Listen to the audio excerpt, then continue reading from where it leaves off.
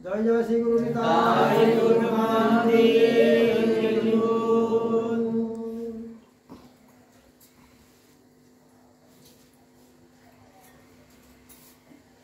समागत परम सत्य परम पूज्यपाद श्री श्री गौरराज भक्त वैष्णव वृंद श्री राधा गोविंद श्रीपाद पदवाश्रयकारी तथा गौर गोविंदेर लीला रस कथा सुधामृतास्वादन पिपासु रसिक भावुक भक्तवृंद एवं आमार मातृस्वरूपिणी भक्ति मातृमंडলী সকলের চরণ কমলে বিনম্র ধন্যবাদ প্রণতি গ্রহণ করুন। আপনারা সবাই কিন্তু কৃপা আশীর্বাদ করুন।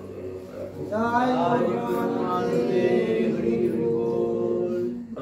পরম পূজ্যপাদ শ্রী গুরুদেব যার কৃপা করুণা আমার জীবনের চলার পথের একমাত্র পাথেয় আমার পরমারাধ্য প্রধান প্রবিষ্ট শ্রী ছিল নারায়ণ চন্দ্র দেব শর্মন প্রভুপাদের শ্রীপাদ পদ্মে আমার সকল ধন্যবাদ প্রণাম।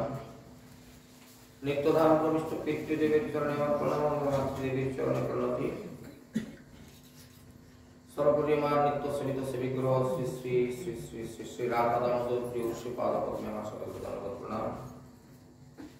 সর্বোপরি এখন পর্যন্ত যারা এখানে উপস্থিত আছেন এবং পরে যারা উপস্থিত হবেন অথবা লাউডস্পিকার মাধ্যমে যারা দূর থেকে শ্রবণ করছেন সকলের চরণে আমার কোটি কোটি কোটি কোটি কোটি কোটি ধন্যবাদ প্রণতি। আপনারা সবাইকে কৃপা আশীর্বাদ করুন।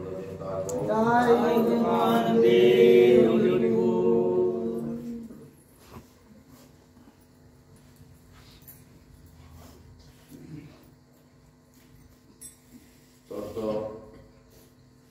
28 কার্তিক অনেকে অবগত আছেন, অনেকে অবগত নয়।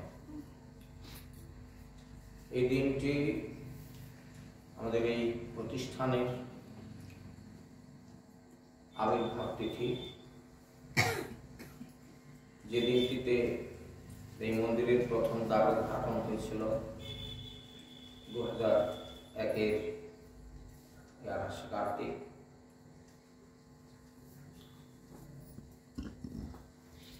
প্রাথমিকভাবে আজ সকালে এই মন্দিরের পতাকা উত্তোলন করে সেদিনটি স্মরণ করা হয়েছে। আজকের দিনটি প্রসঙ্গে একটু সংক্ষিপ্ত একটু বলবো, তারপরে আমরা আমাদের আলোচনার মধ্যে প্রবেশ করব।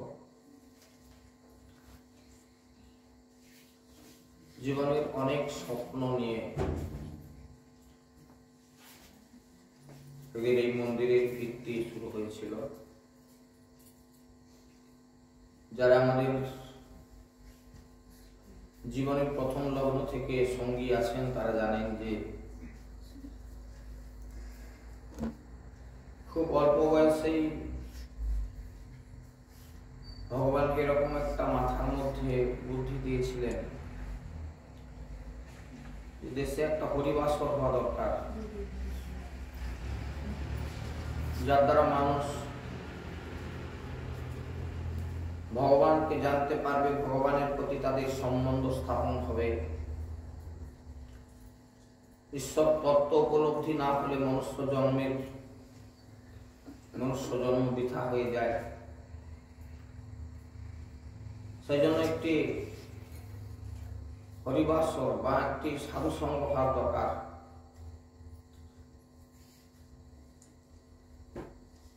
তখন সবেমাত্র একটু একটু করে একটু নাম সংকীর্তন করা একটি সংগঠন করেছিলাম।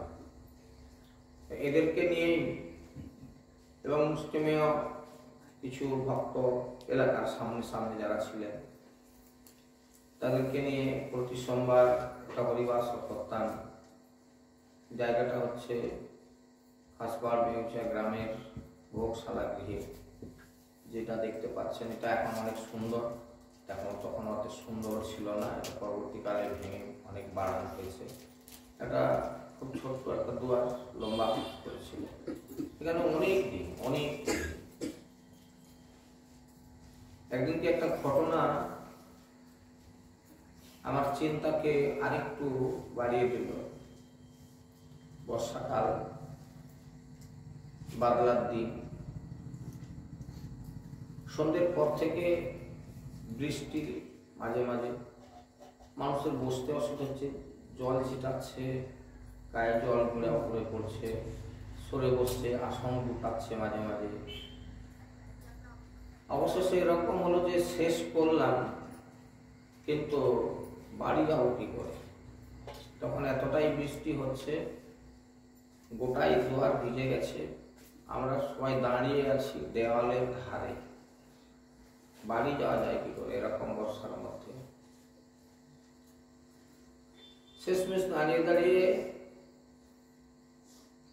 কেউ কেউ দৌড়ে গেল কারোর জন্য ছাতা আনতে, আবার কেউ কেউ এরকম বাদলার মধ্যে ভিজে ভিজে বাড়ি ফিরলাম।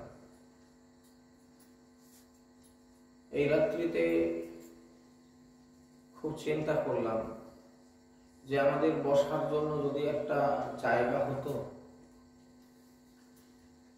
এরকম করে তো সম্ভব না, গ্রন্থ ভিজে যাচ্ছে, যন্ত্রপাতি ভিজে যাচ্ছে, মানুষ ভিজে যাচ্ছে। কয়েকদিনের মধ্যে একটা সিদ্ধান্তে উপনীত হলাম, যদি খাসবার বেউচা গ্রামবাসীর কাছে তো প্রার্থনা রাখি, এখানে অনেকটাই জায়গা আছে আমাদের গ্রামের, যদি গ্রামের মানুষ এটাকে মেনে নেন তাহলে বোধ হয় আমরা যদি একটু ভিক্ষা করে, এখনো তো ক্ষমতা গায়ে আছে, তরুণ বয়স, সুতরাং একটু চেষ্টা করে দেখা যাক। গ্রামবাসী সানন্দে আমাদেরকে অনুমোদন দিলেন, ঠিক আছে এই পাশের জায়গাটা তোমরা ব্যবহার করতে পারো। বললাম যে এই ব্যাপার হবে, আমাদের উদ্দেশ্য হচ্ছে অন্য কিছু না, এখানে বসবাস করার জন্য না, কারো কোনো ব্যবসা বাণিজ্য করার জন্য না, ঠিক একটা পরিবার করার জন্য। এরপর শুরু হলো যে একটা বসার মতো জায়গা কিভাবে তৈরি হবে, ভিক্ষা শিক্ষা শুরু হলো, কোথাও ইট কোথাও বালি, এভাবে ধীরে ধীরে ধীরে ধীরে কয়েক বছর সময় লাগলো। আর একটা রোজগার করতাম তৎকালীন, সে রোজগারটা হচ্ছে, তখন একটা নাম সংকীর্তনের দল ছিল আমার, আজও আছে সেই দলই, কিন্তু তখনের ব্যবস্থা ছিল আলাদা, অর্থাৎ কাউকে পয়সা করি দেওয়া হতো না, যা রোজগার হবে থাকবে, আর সেটা থেকেই এই মন্দির গড়া। এবং আপনারা অনেকে যারা জন্মলগ্ন থেকে আমাদের সঙ্গে আছেন তারা জানতেন যে কার্তিক মাসের 27 তারিখ থেকে একটা অনুষ্ঠান এখানে শুরু হতো। তৎকালীন বেতার প্রচার ব্যবস্থা ছিল, সে বেতার প্রচার ব্যবস্থা থাকতো। 5 দিন ধরে অনুষ্ঠানটা হতো, পহলা অগ্রহায়ণ বদি মহোৎসবের মধ্য দিয়ে অনুষ্ঠানের পরিসমাপ্তি করত। এই উৎসবও চালাতাম, আর তার সঙ্গে ধীরে ধীরে ধীরে ধীরে এরকম একটি মন্দির গড়বার ইচ্ছা মনের মধ্যে জাগৃত হয়, এবং ধীরে ধীরে করে অনেক পরিশ্রমের ফল শেষমেশ 2001-এ এই 28শে কার্তিক সিদ্ধান্ত নিলাম যে প্রতিষ্ঠা করতেই হবে। কারণ কিনা তখন এমন একটা পরিস্থিতির উদ্রেক হলো, করতে পারছি না বলেই হয়তো কিছু ম্যাটেরিয়ালস পড়ে আছে, কিছু ইট কিছু বালি পড়ে আছে, সেখান থেকে কেউ কেউ নিয়ে পালাচ্ছে। বলো শুধু ওসব কিছু হবে না, তার থেকে যা পাওয়া যায় নিয়ে পালিয়ে চলো, এরকম ঘটনা। একটা মশলা মাখানোর জন্য যে একটা চাতাল করা হয়েছিল, একদিন দেখলাম যে চাতালের ইট ভেঙে নিয়ে পালাচ্ছিল। মনের মধ্যে খুব কঠিন ব্যথা। আজকে সেই দিনটা এসেছে বলেই আজকে সেই স্মৃতিচারণা করছি আপনাদের কাছে বসে সন্ধ্যেবেলা।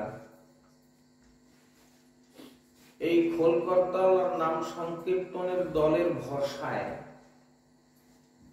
তৎকালীন আমার মনে আছে যে দেনাটা আমাকে করতে হয়েছিল, সেটা ইদানিং কালে অনেক টাকা, 42,700 টাকা এরকম একটা আমার দেনা হলো।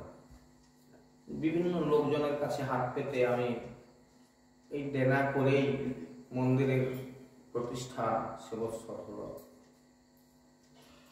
এবং ভগবানের এই নাম প্রচার করেই ওইখানের রোজগার থেকেই সে দেনাপত্র মিটিলাম। তারপর ধীরে ধীরে এই মন্দিরের যে সাপ্তাহিক অধিবেশন এবং পাক্ষিক অধিবেশন, সেগুলিও ওই রোজগার থেকেই চলত। এখন আপনারা যেটা দেখতে পান এই রূপটা ছিল না, অর্থাৎ আমরা এখন যেটা নিজেদের মধ্যে শেয়ার করে নিয়েছি অনেকটাই, কিন্তু তখন এটা ছিল না। যে কারণবশত অনেকগুলো বছর কেটেছে, খুব ধীরে ধীরে করে, খুব দারিদ্রতার মধ্য দিয়ে, অনেক ওঠা পড়ার মধ্য দিয়ে পথ চলতে চলতে আজকে আপনারা যে জায়গাটা দেখছেন, এই জায়গা তৈরি হয়েছে। একটা সময় মনে হতো আজকে এই যা সম্পত্তি সবই নিজেদের। এক একটা কীর্তনের আসরে কিছু প্রাইজ হতো, খুব ভালো লাগতো যে সেদিন এই পয়সাটাই না একটা কিছু জিনিস করব। আমার খুব মনে আছে প্রথম যে পাখাটা কিনেছিলাম, ঠিক এই রোজগার থেকে, ঠিক এইরকম সিদ্ধান্ত থেকে একটা মাইক্রোফোন কিনবো এই পয়সাটা থেকে, একটা বক্স কিনে আনবো। ঠিক এইরকম করতে করতে আজকের অনেক দিনের অনেক চেষ্টার ফলস্বরূপ আজকের এরকম একটা পরিবেশ আপনারা দেখতে পাচ্ছেন, যেখানে এসে আজকে বিভিন্ন জায়গা থেকে 2-5 জন ভক্ত এখানে এসে আজকে বসতে পাওয়ার একটা সুযোগ পেয়েছি আমরা। আজকে সুন্দর সন্ধ্যায় আমার জীবনের এই ভাঙা গড়ার যে একটা ইতিহাস, যে কারণবশত আজ এই 28শে কার্তিক যে দিনটি আমাদের কাছে খুবই স্মরণীয়, এই দিনকে আমার গুরু মহারাজ এখানে এসেছিলেন। আমি তার কাছে গিয়ে কাঁদতে কাঁদতে বলেছিলাম, বাবা এরকম একটা উদ্দেশ্য নিয়ে একটা প্রতিষ্ঠান করেছি, তো আপনাকে একটু আসতে হবে এখানে, যার উদ্বোধন করবে। এর মধ্যে কোনো বাহাল্যতা বা কোনো আভিজাত্যের কোনো ছাপ নেই, খুব সাধারণ। আমার গুরুদেব এসেছিলেন, সঙ্গে গুরুমা ছিলেন, আরো আমাদের শ্রীপাঠের 2 জন মহান্তজি ছিলেন। তাদের স্মৃতিফলক আজও আমার কাছে আছে, মানে ছবি করে রাখা আছে। এই মন্দিরের যিনি অধ্যক্ষ তাকে প্রতিষ্ঠিত করেছিলেন নিত্যধাম প্রবিষ্ট শ্রী শ্রীল গৌর হরিদাস মহাশয়, তিনি উপস্থিত ছিলেন। যাদের প্রেরণায় এই মন্দির আমি গঠন করতে পারছিলাম, সেই প্রেরণা হচ্ছে, আপনারা অনেকে জানেন যে ছাতনাতলার শ্রী চৈতন্য বাণী মন্দির রয়েছে। আমি এখানে প্রতি সপ্তাহেই যেতাম, খুব যাওয়া আসা ছিল। তাই এরা আমাকে অনেকটা সাহস জুগিয়েছেন। এই নামকরণ নিয়ে এদের সঙ্গে অনেক সময় আলোচনা হয়েছে যে কি নামকরণ হবে, যে নামকরণ ভবিষ্যৎকে ধরে নিয়ে আসবে। অনেক আলাপ আলোচনার দ্বারা আজকে যে নামটা আপনারা জানেন, শ্রী শ্রী চৈতন্য ভাবনামৃত মন্দির, এর অর্থ হচ্ছে শ্রী অর্থে সৌন্দর্য, চৈতন্য অর্থে চেতনা, সুন্দর চেতনা। আজকে চৈতন্য চরিতামৃত আমরা ঠিক সেই সুন্দর চেতনাটা কি, সেই প্রসঙ্গে আলোচনাতে আসবো। আমাদের প্রসঙ্গ আছে আজকেই। মহাপ্রভু যখন জন্মগ্রহণ করেছিলেন, তার ছোটবেলাকার নাম ছিল নিমাই। গায়ের রংটা খুব ফর্সা ছিল বলে অনেকে ডাকতো গৌরাঙ্গ। কিন্তু মহাপ্রভু যখন 24 বছর বয়সে সন্ন্যাস মন্ত্রে দীক্ষিত হলেন, তখন সন্ন্যাস গুরু কেশব ভারতী মহারাজ তার সংস্কারযুক্ত নামকরণ করলেন শ্রীকৃষ্ণ চৈতন্য। সেই দিন পূর্ণ চেতনায় তিনি ভাবিত হলেন। পূর্ণ চেতনা, চেতনাটা কি? যে চেতনা আমাদের মধ্যে আজও আসলো না, সেই চেতনাটা হচ্ছে মনুষ্য জীবনের চরম লক্ষ্যটা কি হওয়া উচিত। আমরা প্রত্যেকেই বিষয় চিন্তায় মগ্ন, যে বিষয় নিশ্চিতভাবে একদিন থাকবে না, নিশ্চিতভাবে একদিন ছিল না। আজকে যারা রাজা, কালকে তারা ফকির, পরশুদিন আবারও কোনো ফকির থেকে কেউ রাজা বানতে পারে। আমাদের শাস্ত্রীয় ভাবে যে কথা বলা হয়েছে যে ইন্দ্রিয় গ্রাহ্য কোনো বস্তুই এর মধ্যে সত্যতা নেই। এই সংসারে আমরা যা কিছু দেখছি, যা কিছু শুনছি, যা কিছু স্পর্শ করছি, এগুলোর কোনো অস্তিত্ব নেই। যাদের টানে আমরা এই সংসারে বেঁচে আছি, সেই স্ত্রী পুত্র পরিজন এরা কেউই আমার না, কেউই না। যদি কেউ হয় তাহলে প্রমাণ নেন যে স্ত্রীর প্রতি আমাদের এত ভালোবাসা, স্বামী স্ত্রীর মধ্যে এত বন্ধন। গ্রন্থেও আপনারা শুনলেন যে কান্তা প্রেম সর্বশ্রেষ্ঠ সার। আমার মৃত্যুর সময় আমার সঙ্গে তো কেউ যাবে না।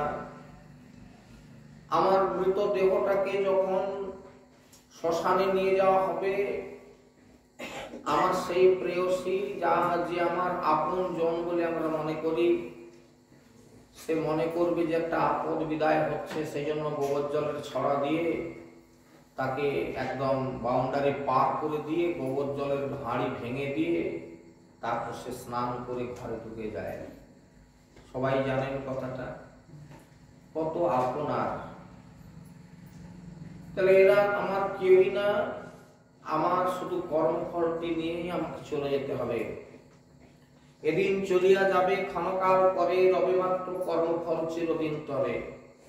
এই পৃথিবীতে এসে আমি কি করলাম, এই কর্মটুকু নিয়ে আমাকে চলে যেতে হবে। এবং আপনারা চাক্ষুষ দেখতে পাচ্ছেন যে আজকে কেন সে এত ধনী, আমি কেন দরিদ্র। তার খাবার লোক নেই, আমার সংসারে খাবার নেই। কেন? সমস্ত মানুষ চোখে দেখতে পাচ্ছে, ঘুরছে, আমি কেন অন্ধ। সব মানুষ কেমন সুন্দর কথা বলছে, হাসছে, খেলছে, গান করছে, আমি কেন বোবা। সব মানুষ কেমন ঘোরাফেরা করছে, মোটরসাইকেলে দৌড়াচ্ছে, আমি কেন পঙ্গু। এ তো সবই আমাদের কর্মের ফল। এই জন্য প্রতিটি মানুষকে মনুষ্য জীবনে গভীর ভাবনায় ভাবিত হতে হবে, কি আমাদের করা উচিত, যেটা না জানলে আমাদের জীবনটা নষ্ট হয়ে যাচ্ছে, যেটা না বোঝার জন্য আজকে এই জীবনে এসে আমাদেরকে কষ্ট পেতে হচ্ছে। কেন আমরা আজকে অল্প বয়সে নানান রোগগ্রস্ত হয়ে গেলাম, কেন আমার যা রোজগার সব ওই ডাক্তারের কাছেই দিতে হচ্ছে। সবকিছুর উত্তর হচ্ছে আমাদের এলোপাথারি মনুষ্য জীবনের পথ চলা, অর্থাৎ মনুষ্য জীবনের পথটা চলতে আমরা শিখিনি। সেই শিক্ষাকে যাতে করে মানুষের জীবনে আনা যায়, সেই চৈতন্য ভাবনার দ্বারা চৈতন্য মহাপ্রভু আপনি আচরণ করে যে শিক্ষা আমাদের দিয়ে গেলেন, যেটা অত্যন্ত কঠিন এবং কঠোর। 24 বৎসর বয়স, অত্যন্ত তরুণ বয়স। বিষ্ণুপ্রিয়ার বয়স যখন 16 পেরিয়ে 17 কোটায়, এইরকম একটা উদ্বিগ্ন যৌবনা রূপসী ঘরণী যার গৃহে, তাকে ত্যাগ করাটা কত কঠিন ব্যাপার, সেটা অত্যন্ত ভাবনার জিনিস। এর থেকেও বড় কথা যেটা, অনেকে মহাপ্রভুকে প্রশ্ন তোলে, এর শিক্ষা, এর কাছে কি শিক্ষা নেব? বাবা যার বাড়িতে নেই, বাবা মারা গেছে, মা বৃদ্ধা, একটা বউ ঘরে, এদেরকে ছেড়ে দিয়ে চলে গেল, ভাবলো না একবার মাকে দেখবে কে? এইরকম প্রশ্ন তোলেন অনেকে আজও। উত্তর কি? মহাপ্রভু বলেছিলেন কি সে কথা? এই পৃথিবীতে দুটো কাজ আছে, আমাদের জীবনে অনেক কাজ আছে, যে কাজগুলো নিয়ে এসেছি, যে কাজগুলো আমাদেরকে করতেই হবে। আমাদের একটা সংসার আছে। এখন যদি বলা হয় রাত্রিটুকু এখানে থেকে যান না, ভোরবেলা আবার কি হবে, আবার একটু পাঠটাট হবে, শ্রবণ কীর্তন হবে, থেকে যান না, না বাড়ি যেতে হবে, স্ত্রী পুত্র পরিজন আছে, তারা চিন্তা করবে, গাভী মাতার চাষ আছে 2-4টি, সেগুলো দহন করে দুধ পৌঁছাতে হবে, মাঠে ধান চাষ আছে, সেগুলোই দেখতে হবে, আবার সন্ধ্যায় আসবো, তখন না যদি পারি আসবো, এখন থাকলে চলবে না। তাহলে এইভাবে সংসারের টানে আমরা আমাদের জায়গায় ফিরে যাই। মহাপ্রভু যেটা আচরণ করে দেখালেন, দুটো কাজ, এটা কর্তব্য, নিশ্চয়ই কর্তব্য। বিবাহাদি করেছি, স্ত্রী আছে বাড়িতে, তার ভরণ পোষণ, তার রোগ ব্যাধি, তার সুবিধা অসুবিধা নিশ্চয়ই দেখা কর্তব্য। ছেলে মেয়ের জন্ম দিয়েছি বটে, ছেলে মেয়েদের শিক্ষার ব্যবস্থা করা পিতামাতা হয়ে কর্তব্য। কন্যাকে সৎপাত্রস্থ করা পিতার কর্তব্য। সবগুলি কর্তব্য। এগুলো কর্তব্য কর্ম। দু রকমের কর্ম আছে, একটার নাম হচ্ছে কর্তব্য কর্ম, আর একটা অবশ্য কর্তব্য কর্ম। তাহলে এগুলো কর্তব্যের মধ্যে পড়ে। মা বাবার সেবা করা, স্ত্রী পুত্র পরিজনের প্রতিপালন করা, এগুলো কর্তব্য কর্ম। হ্যাঁ, নিশ্চয়ই করতে হবে। কিন্তু একটা কথা ভুলে গেলে চলবে না, যে আমাদের মনুষ্য জীবনের অবশ্য কর্তব্য একটা আছে। সেই অবশ্য কর্তব্যটা হচ্ছে কৃষ্ণ ভজন। এই অবশ্য কর্তব্যটা হচ্ছে তাকে জানা। এটা যতক্ষণ না আমাদের মধ্যে জাগৃত হয় ততক্ষণ পূর্ণ চেতনার বিকাশ হয়েছে বলে বলা যাবে না। যত বড় জ্ঞানী লোক হতে পারে, সে অনেক পণ্ডিত লোক, তো আমার কি তাতে? কে চাকরি বাকরি করে অনেক টাকা রোজগার করে, তাতে কিছু যায় আসে না। আমার চৈতন্য চরিতামৃতের পাতা থেকে তুলে দেবো আজকে। মহাপ্রভু জিজ্ঞাসা করছে রামানন্দকে, রামানন্দ উত্তর দিচ্ছে। কি সেই কথাগুলো? এক্ষুনি আসবে একটু পরে। ঠিক এই কারণবশত মন্দিরের নামকরণ করা হয়েছিল অনেক চিন্তা করে, শ্রী শ্রী চৈতন্য ভাবনামৃত মন্দির। যে চৈতন্য ভাবনার দ্বারা অমৃতত্ব লাভ করা যাবে। এই অমৃতত্ব কাকে বলে? না অমরত্ব। তবে নাকি মানুষ অমর হয়ে যাবে? না, মানুষ অমর হবে না, তার কর্ম অমর হয়ে যাবে। কিছু কর্ম আমরা সংসারের জন্য কর্তব্য কর্ম করি, ব্যবসা করি, চাকরি করি, চাষবাস করি, এগুলো কিছু কাজের মধ্যে পড়ে না। প্রশ্ন হচ্ছে, রাত্রিবেলা চিন্তা করবেন যে আজকে আমি ভগবানের জন্য কি করেছি, ভগবানের নাম কতবার করেছি, ভগবানের সেবা কতটা দিয়েছি, ভগবত চিন্তা কতক্ষণ করেছি। বাদ বাকিগুলো তো এগুলো বাজে কাজ, এই কাজের কোনো মূল্য নেই। বলে না না, আমি কি বলো মূল্য নেই?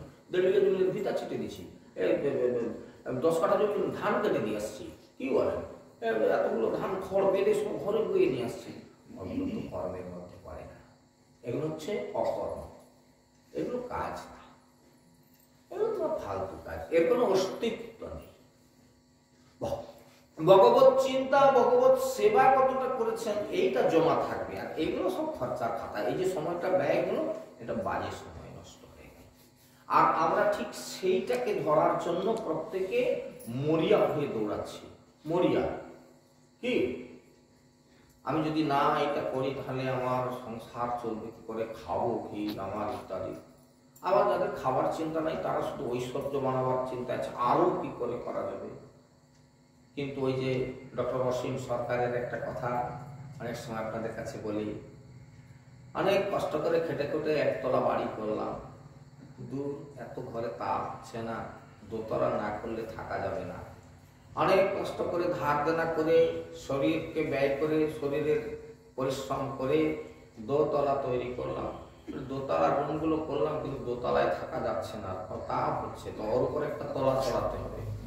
এই তলা চড়াতে চড়াতে আমরা 5 তলায় গিয়ে পৌঁছলাম। আর যখন 5 তলায় গিয়ে পৌঁছলাম, সারা জীবনের পরিশ্রমের খাটনির অর্থ সব 5 তলা করতে চলে গেল। আর 5 তলায় যেতে যেতে একদিন দেখা গেল যে বাড়ির মালিকটি 5 তলা নির্মাণ করেছিল, আজকে তাকে সবাই খাটুলির উপরে নিয়ে এসে গাছতলায়, 5 তলার লোকটিকে গাছতলায় নিয়ে এসে খাটুলিতে বাঁধা হচ্ছে শ্মশান যাত্রা করার জন্য।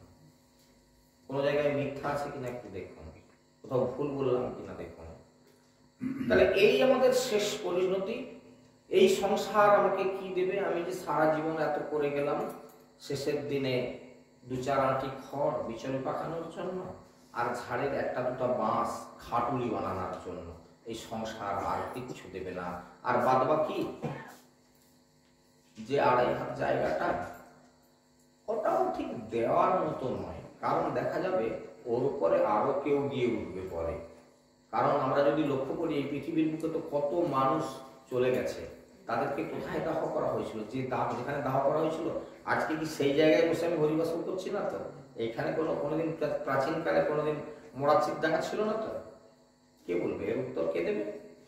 তাহলে ঠিক সেই জায়গাটাও আমার জন্য নয় বরাদ্দ।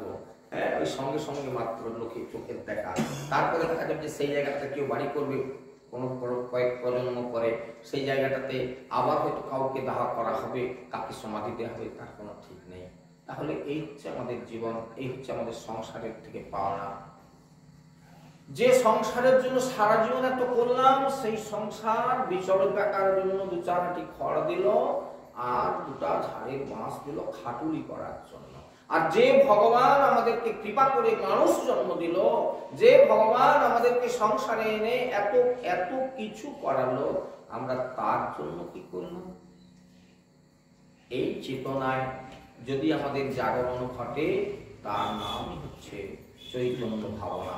সেই চৈতন্য ভাবনা ভাবতে ভাবতেই যাতে মানুষ সেই চেতনা খুঁজে পায়।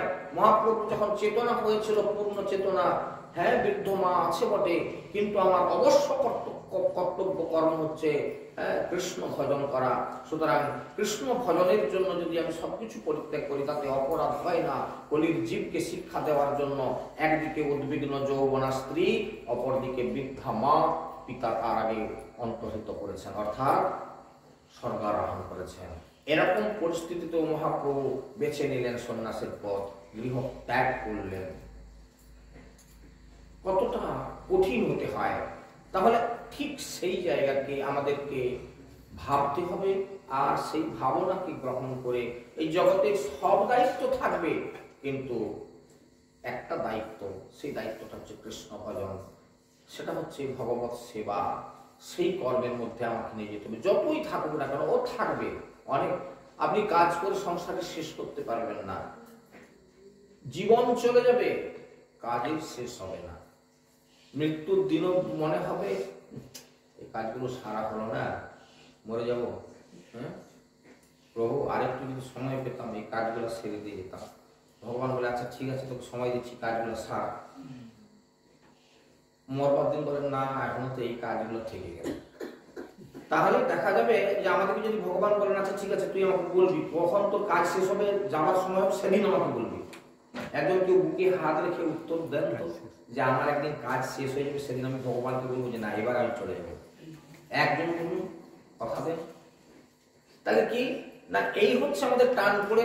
সংসারের কাজের কোনো শেষ নেই, আমাদের উদ্যোগের কোনো কম নাই, আর এই বিষয়ের প্রতি ধাওয়া করতে করতে কখন যে আমাদের জীবন সায়ান্ন নেমে আসে আমরা বুঝতে পারি না। তাই এই 28শে কার্তিক আমার জীবনের একটা অত্যন্ত অত্যন্ত স্মরণীয় তিথি, অত্যন্ত স্মরণীয় দিন। যে ঘটনা আপনাদের কাছে আজকে তুলে দিলাম, আপনাদেরকে জানিয়ে দিয়ে গেলাম। আগামী বছর কি আর এমন দিনে আমি থাকবো কিনা, এরকম কোনো গ্যারান্টি নাই। আমার এই উদ্যোগ, এই চিন্তা সারা জীবনের, অনেক ছোটবেলা থেকে এই চিন্তা। আজকে আমার এরকম একটা জায়গার বয়সে আমি উপস্থিত হয়েছি, শরীর অপটু হচ্ছে আর ধীরে ধীরে করে।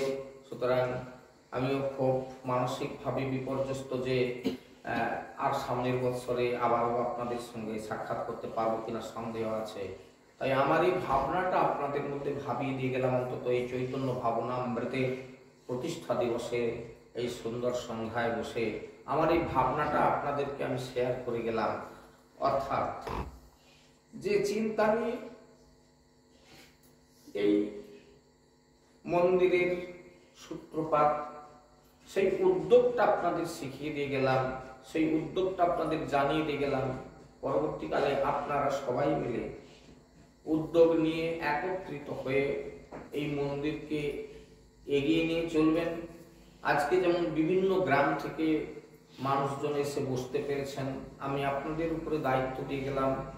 আপনাদের এই উদ্যোগ যেন চিরস্থায়ী হয়, চিরদিন মানুষ যেন একটা আশার আলো দেখতে পায়, তারা এসে যেন একটু বসতে পারে, আর মনের যে ব্যথা বেদনা সেখান থেকে তারা যেন নিষ্কৃতি পেতে পারে এই ভগবত চিন্তায় এসে। আর ঠিক এই জায়গায় দাঁড়িয়ে আজকে বিভিন্ন জায়গাতে হরিবাসর হচ্ছে, হরিসভা হচ্ছে, মণ্ডলী হচ্ছে। আমি আপনাদের আশীর্বাদে বিভিন্ন দেশ বিদেশ ঘুরলাম, এরকম অনেক সাধু সঙ্গ, অনেক মণ্ডলীতে গেলাম। খুব দুঃখ পাই এক একটা জায়গাতে আসছি, হবে গল্প হচ্ছে, চা খাওয়া হচ্ছে, অমুক লোক খোল নিয়ে আসলে আরম্ভ হবে, তমুক লোক হারমোনিয়াম নিয়ে আসলে আরম্ভ হবে। এই করতে করতে রাত 9টা শুরু করলো, কি বলে খেয়ে উঠে ঘর পালিয়ে চলে যায়, কালকে কাজকর্ম আছে অনেক। অধিকাংশ ক্ষেত্রে সেটা হয়। আমি একটা নতুন স্বপ্ন দেখেছিলাম যে যেখানে একটা টাইমে আমরা বসতে পারবো এবং যার মধ্যে অন্য কোনো, এই জন্য এখানে আমি অনেক সময় অনেককে বকি, আপনারা হয়তো দুঃখ পাবেন না আমার কথায়। কি কারণে এসে এখানে কেউ আর কথা বলতে লেগে যায়, আমি ভীষণ বকি। এটা আর কথা বলার জন্য জায়গা না। একটু পরেই অধিবেশন শুরু হবে, আপনারা চুপ করে বসুন। সেই সময়টা ভগবানের সামনে বসে ভগবত চিন্তা করুন, ভগবানকে দর্শন করতে করতে মনটা ওই দিকে একটু নিয়ে যান। 5 মিনিট সময় থাকে, নিশ্চুপভাবে বসুন, নীরবতা পালন করুন। এবং সেটা হয়তো আপনারাও দেখেছেন। আমরা যে জাস্ট টাইমে অনুষ্ঠান শুরু করি এবং আমি এটার জন্য খুবই নিজেকে প্রেসার দিই যে আমার যতই কাজ থাক না কেন, যাই থাক না কেন, একটা নির্দিষ্ট সময়ে অধিবেশন শুরু হবে। এবং আমার সঙ্গী সাথীরাও, আমি খুব ভাগ্যবান যে এই সঙ্গী সাথীদের না পেলে আমিও আমার এই উদ্যোগকে সফল করতে পারতাম না। এই যে সময়ানুবর্তী, আপনারা এই যে 1 মাস ধরে আসছেন, আপনারা কেউ কোনোদিন, আমার মনে হয় তো সেবা তো দেখাতে পারো না, আমার 11 মিনিট দেরি হয়ে যায় এক সময়। আসলে আমার ভগবানের সেবা আছে, নাকি সেবা আছে, তো ওখান থেকে ছেড়েই আমি ছুটে আসি। 2টি সময়, ভোরের কি, একমুখী। কারণ আমার নিজের ওখানে আরতি আছে, ওখানে মন্দিরে পাঠ আছে, এইসব করে আমি যখন উঠে আসি তখন এবার শুধু মানে ভূষণটা চেঞ্জ করতে যতটুকু সময় লাগে এইটুকুই আমি মাঝখানে ব্যয় করি মাত্র। এর মধ্যে আমি আর কোনো অন্য কিছু কাজ করি না। সুতরাং এটা করতে গিয়ে কখনো সখনো 1-2 মিনিট 5 মিনিট এপাশ ওপাশ হয়ে যায় হয়তো ভুল ভ্রান্তি পাবে। আমি কিন্তু দেখি যে আমার সঙ্গী সাথীরা এরা কিন্তু পাঞ্চুয়াল। তো এদের সাহচর্যে আমিও অনেকটা তৈরি হচ্ছি। তো এই জীবনে তো খুব বেশি আর কিছু করতে পারলাম না। আপনারা আশীর্বাদ করুন পরবর্তী জীবনে আবারও এরকম একটি সাধু সঙ্গের মধ্যে আমার জন্ম হয়। আমার কি সৌভাগ্য যে আজকে আপনাদের সঙ্গে বসে একটু হরিকথা করি, এটা আমার জীবনের চরম পাওয়া। এই পাওয়ার জন্য ঈশ্বরকে অশেষ অশেষ ধন্যবাদ।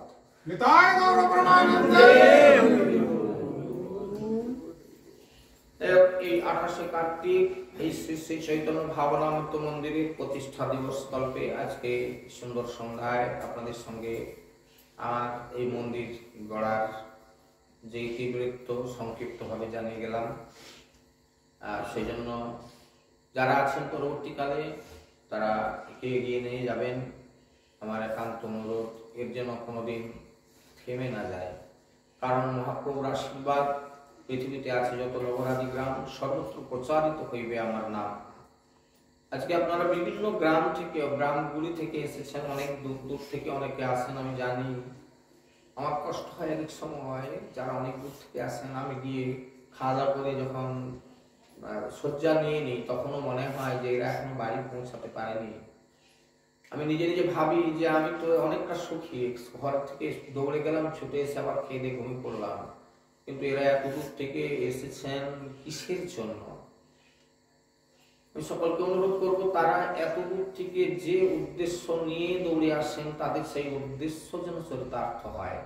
অর্থাৎ বিভিন্ন জায়গায় ঘুরে আমি যেটা দেখেছি যে তারা কোনো সময়ানুবর্তী হয় না, তারা কিছু যাতে করে মানুষের কিছু কল্যাণ হয়, মানুষকে শুনতে হবে, মানুষকে আলোচনায় আসতে হবে। যেটা একদিন ব্যাসদেব ঋষি ছোটবেলায় চিন্তা করেছিলেন যে জগতের মানুষের যদি কল্যাণ করতে হয় তাহলে মানুষকে শাস্ত্র কথা শোনাতে হবে। এটাই হচ্ছে জগতের কল্যাণের একমাত্র উপায়। পরাশরের পুত্র এই ব্যাসদেব ঋষি সেই দিন থেকে কল্পনা করেছিলেন যে পৃথিবীর মানুষের যদি কল্যাণ করতে হয় তাহলে মানুষকে ধর্ম কথা শোনাতে হবে, শাস্ত্র কথা শোনাতে হবে। এবং তৎকালীন প্রাচীনকালে একমাত্র শাস্ত্র ছিল বেদ।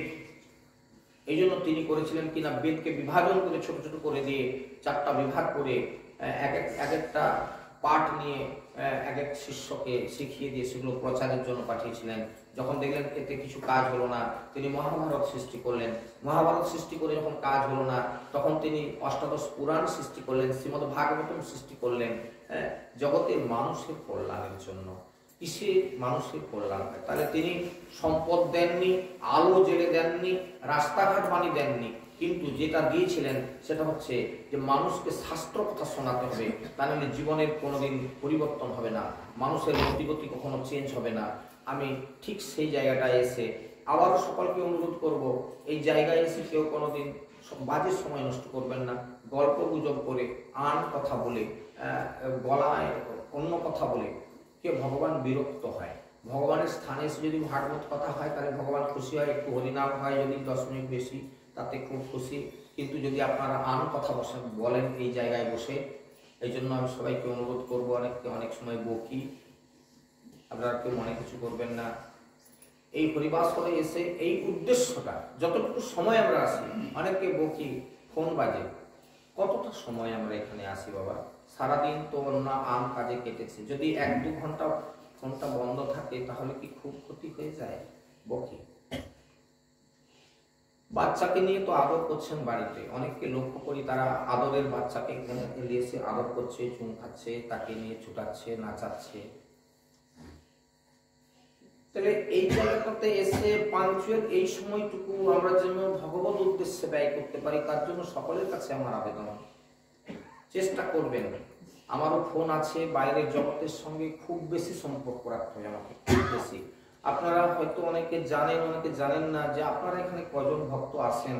বাইরে অনেক ভক্তদের সঙ্গে যোগ আছে, তারা বিভিন্ন তাদের প্রয়োজনে ফোন করেন। সবাইকে একটা কথা আমি বলেছি, এই আজকেই একজনকে সকালবেলায় পুজো করে উঠেছি, অনেক সময় তার সঙ্গে কথা বলতে হলো এবং তাকে শেষমেশ বললাম যে আমাকে পাওয়া যাবে না ফোনে সবসময়, আপনি ফোন করবেন, মিস কল থাকলেই আমি কিন্তু জিজ্ঞাসা করবো, সেটা রাত্রি 10টায়ও হতে পারে, আমি কিন্তু জিজ্ঞাসা করব। কালকে রাত্রি 10টার পর 3 জনের সঙ্গে কথা বলেছি 11:30টা পর্যন্ত। মানুষ জানতে চাইছে, তারা কিছু বুঝতে চাইছে, কি করব প্রভু বলুন। তাদের সঙ্গে কথা বলবো না, আমি কথা বলি, কিন্তু ফোনটা আমি সঙ্গে রাখি না। কারণ যেমন ওই যে আপনাদের রিসিভ করতে তবে একদিন সেরকম ঘটে, আপনারা হয়তো লক্ষ্য করে থাকবেন, নিহাতি 11 দিন আমার কাছে ফোন রাখতে হয়।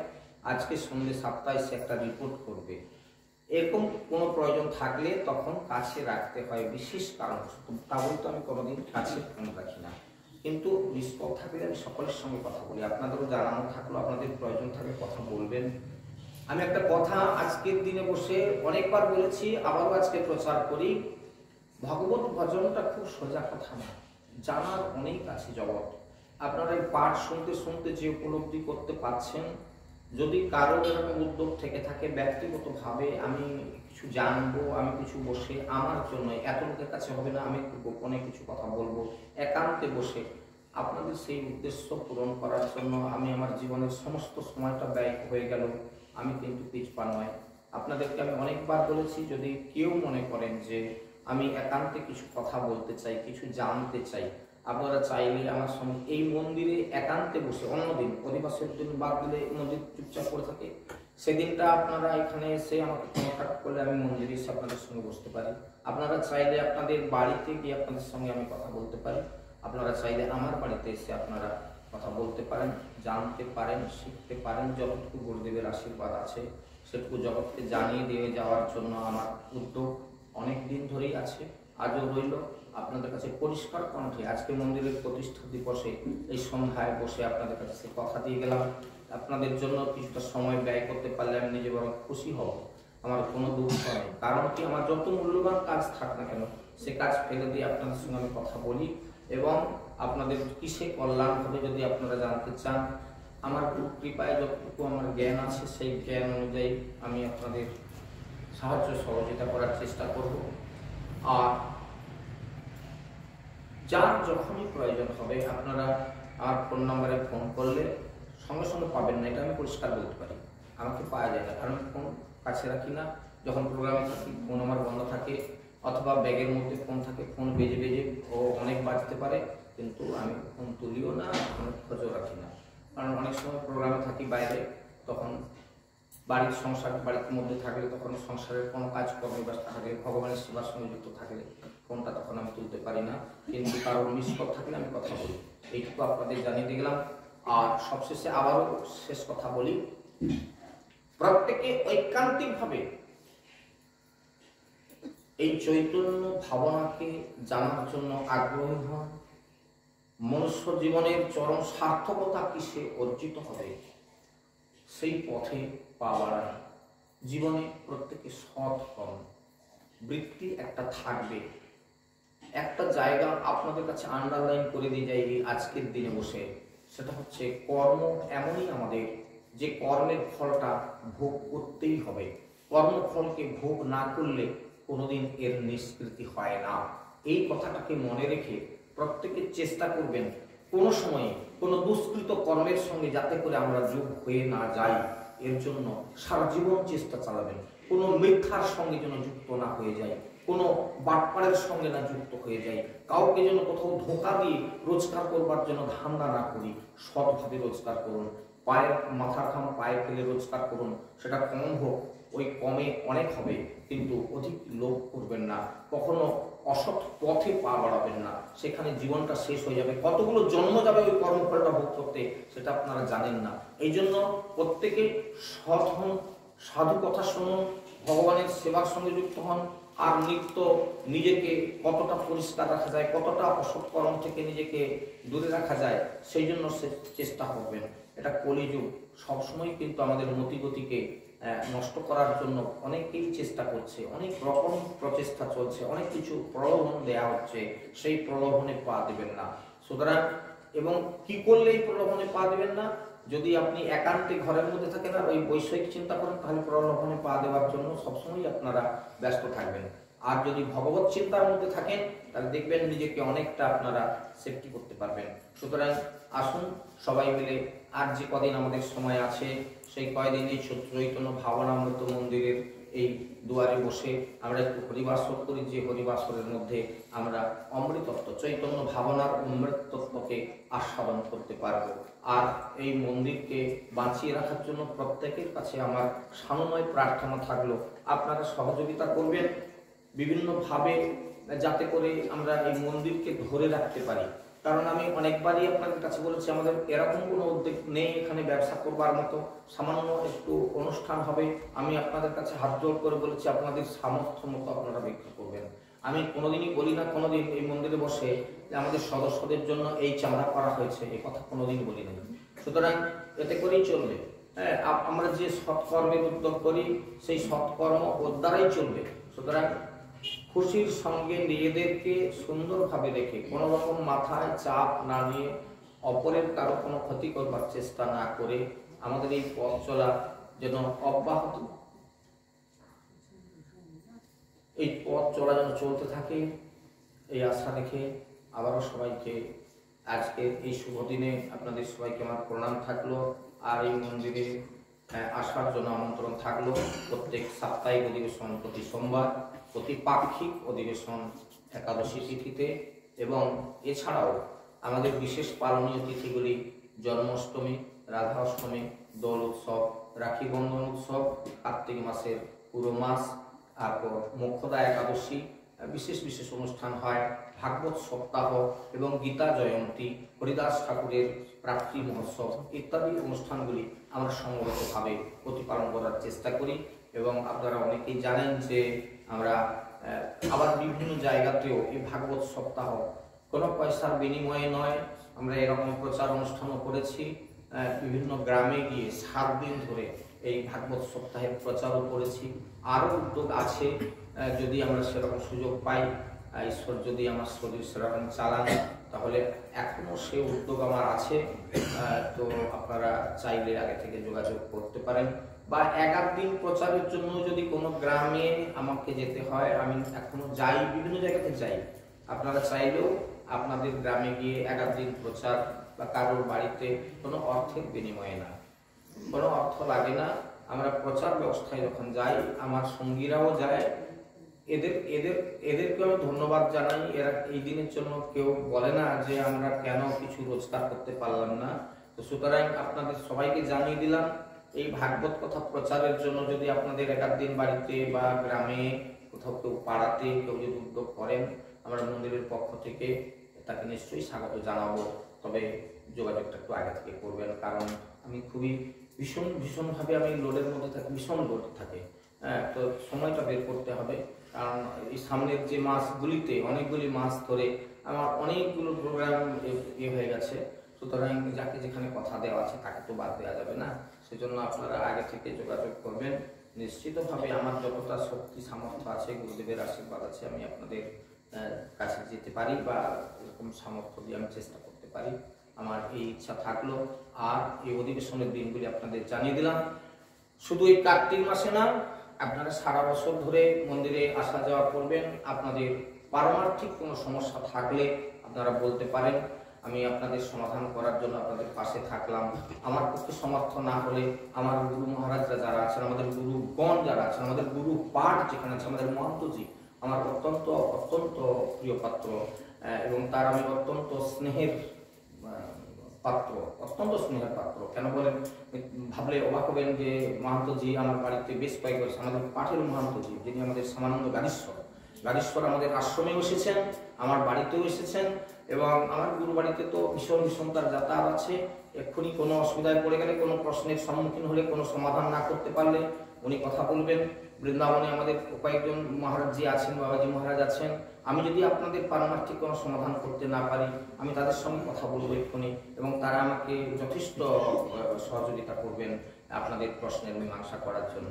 সেই জন্য দেশে বিদেশে ঘুরে বেড়াই, কিন্তু আমার এই শক্তিগুলো আছে বলে আমার মাথার উপরে এনারা আছেন, যাদের সাহায্যে আমি নিজেকে খুব ধন্য মনে করি। সুতরাং আপনাদের কোনো পারমার্থিক সমস্যা থাকলে আপনারা জানাবেন।